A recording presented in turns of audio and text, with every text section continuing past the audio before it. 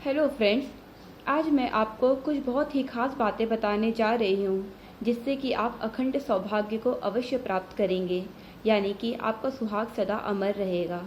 ये बातें उन सभी महिलाओं के लिए हैं जो अपने पति को बहुत प्यार करती हैं और हमेशा उनकी लंबी उम्र के लिए ईश्वर से प्रार्थना करती रहती हैं। तो जानिए ये खास बातें क्या हैं। पहली बात है माँ को सिंदूर लगाना।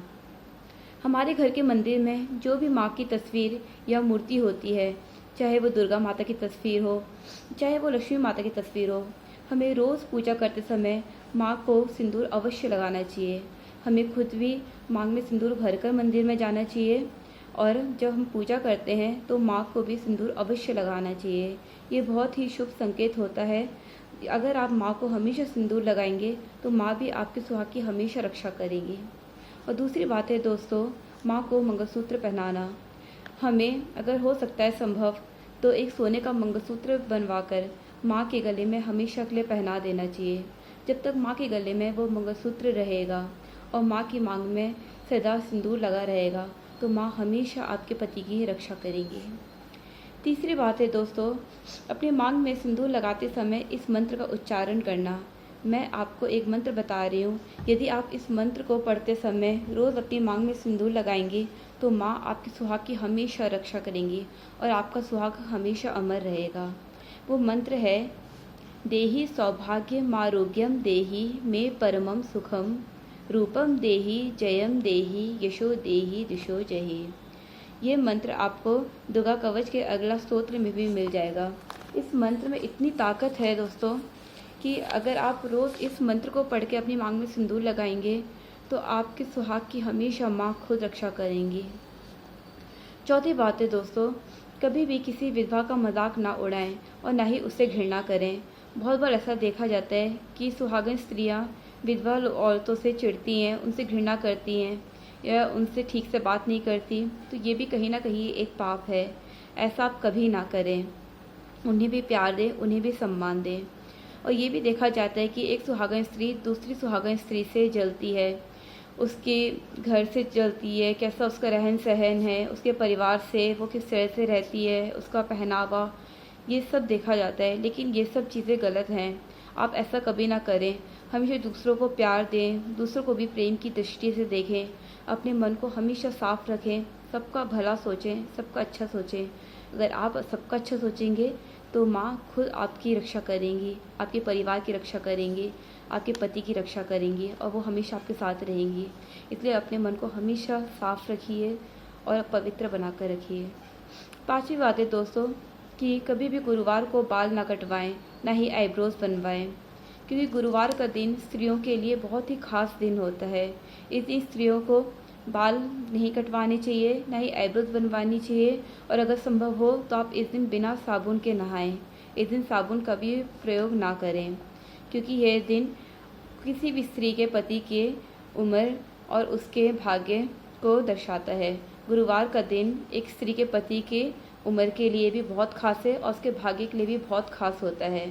तो इस दिन संभव हो तो आप गुरुवार को सुहाग की चीज़ें जैसे चूड़ी, बिंदी, कंगन, जो भी आपसे संभव हो सके, जितना अच्छा हो सके, आप इस दिन सुहागन स्त्रियों को सुहाग की चीज़ें बांटें। यह भी बहुत शुभ संकेत होता है। इससे आपका गुरु ऊंचा होगा और आपके पति का भाग्य चमकेगा और उनकी उम्र भी बहुत लंबी होगी। तो गुरुवार को आप ये अवश्य करें। और दोस्तों एक और बात यह है कि आप गुरुवार के दिन केले की पूजा भी हो सके तो अवश्य करें। उन्हें पीली हल्दी चढ़ाएं, पीली दाल चढ़ाएं, केले चढ़ाएं। ये भी बहुत शुभ होता है क्योंकि केले में स्वयं नारायण जी का वास है। जो स्त्रियां गुरुवार के दिन केले की पूजा करती हैं उनकी पति की उम्र हमेशा लंबी रहती है, वो सदा सुहागन रहती हैं, उनके पति का भाग्य चमकता है, उनके पति की किस्मत भी बहुत अच्छी हो जाती है और उनकी शादीशुदा ज़िंदगी भी बहुत सुखी रहती है। छठवीं बात है दोस्तों कि आप प्रतिदिन तुलसी और केले में दीपक जलाया करें। रविवार के दिन को छोड़ करके अगर आप तुलसी और केले में दीपक जलाएंगे तो इससे आपकी मैरिड लाइफ भी बहुत अच्छी रहेगी और आपके पति की उम्र भी बहुत लंबी होगी। जो स्त्रियां तुलसी में रोज़ दीपक जलाती हैं और केले में दीपक जलाती हैं उनकी ज़िंदगी में कभी कोई मुश्किल नहीं आती, उनके पति का भाग्य चमकता है, वो सदा सुहागन रहती हैं। और सातवीं बात है दोस्तों, जो कि बहुत ही खास है, ये बात है अपनी चरित्र की पवित्रता।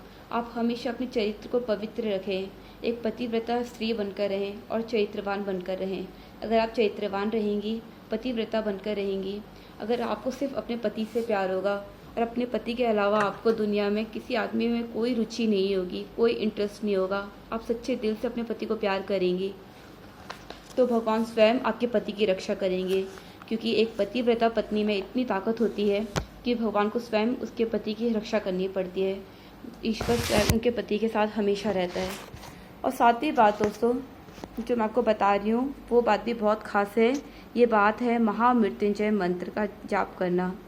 ये मंत्र मैं आपको बता रही हूँ, अगर आपके पति रोज़ अपने काम के लिए जाते हैं, चाहे वो बिजनेसमैन हो, चाहे वो किसी ऑफिस में काम करते हो, जब भी वो ऑफिस के लिए निकलते हैं या फिर वो रात को सो रहे होते हैं, जब भी आपको समय मिलता है, आप उनके सर पर हाथ रखकर महामृत्युंजय का जाप एक बार पढ़ दिया करिए, जो इस प्रकार से मैं आपको बता रही हूँ।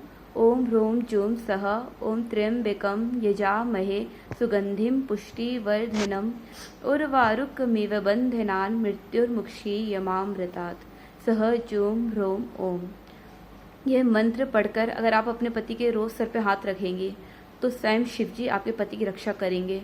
वो हर पल हर क्षण आपके पति के साथ रहेंगे, स्वयं उनके रक्षक बनकर रहेंगे। आपको बेफिक्र हो जाने की ज़रूरत है, आप शिव जी पर सब छोड़ दीजिए, स्वयं गौरी माता और शिव जी आपके पति की रक्षा करेंगे। तो आप रोज़ अपने पति के सर पे हाथ रख के ये मंत्र अवश्य पढ़ा करिए और निश्चित हो जाइए, सब भगवान पर छोड़ दीजिए। अगर आप इन बातों को जो मैंने आपको बताई है अपने जीवन में अपनाएंगे तो आप निश्चित हो जाइए, क्योंकि इससे ईश्वर स्वयं आपके पति की रक्षा करेंगे। भगवान आपके पति के साथ हर पल हर क्षण रहेंगे और आप बिल्कुल हमेशा के लिए सुखी जीवन बिताएंगे। आपकी मैरिड लाइफ बहुत अच्छी रहेगी और आप अखंड सौभाग्य को प्राप्त करेंगी। आपका सुहाग सदा सदा के लिए अमर हो जाएगा। इसीलिए फ्रेंड्स, जो भी स्त्री अपने पति को प्यार करती हैं वो इन टिप्स को अपने जीवन में अवश्य अपनाएं। ओके फ्रेंड्स, अगर आपको ये वीडियो पसंद आया हो तो लाइक करिएगा। Okay, bye.